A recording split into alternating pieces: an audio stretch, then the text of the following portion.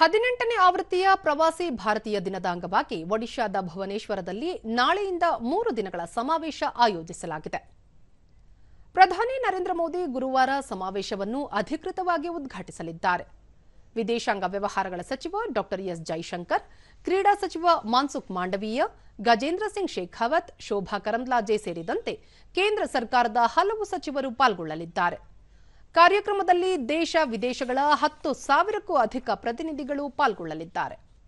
1915ರಲ್ಲಿ ಮಹಾತ್ಮ ಗಾಂಧೀಜಿ ಅವರು ದಕ್ಷಿಣ ಆಫ್ರಿಕಾದಿಂದ ಭಾರತಕ್ಕೆ ವಾಪಸ್ಸಾದ ದಿನದ ಸ್ಮರಣಾರ್ಥ ಪ್ರತಿ ವರ್ಷ ಜನವರಿ 9ರಂದು ಪ್ರವಾಸಿ ಭಾರತೀಯ ದಿನವನ್ನಾಗಿ ಆಚರಿಸಲಾಗುತ್ತಿದೆ.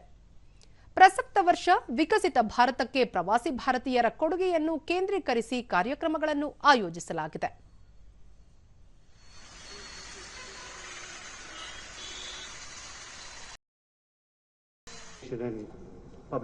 ವಿದೇಶಾಂಗ ವ್ಯವಹಾರಗಳ ಸಚಿವಾಲಯದ ಕಾರ್ಯದರ್ಶಿ ಅರುಣ್ ಕುಮಾರ್ ಚಟರ್ಜಿ ಸಮ್ಮೇಳನದ ಬಗ್ಗೆ ಮಾಹಿತಿ ನೀಡಿ, ಶುಕ್ರವಾರ ಸಂಜೆ ನಡೆಯಲಿರುವ ಸಮಾರೋಪ ಸಮಾರಂಭದಲ್ಲಿ ರಾಷ್ಟ್ರಪತಿ ದ್ರೌಪದಿ ಮುರ್ಮು ಪಾಲ್ಗೊಳ್ಳಲಿದ್ದು, ಪ್ರವಾಸಿ ಭಾರತೀಯ ಗೌರವ ಪ್ರಶಸ್ತಿಗಳನ್ನು ಪ್ರದಾನ ಮಾಡಲಿದ್ದಾರೆ ಎಂದು ತಿಳಿಸಿದರು.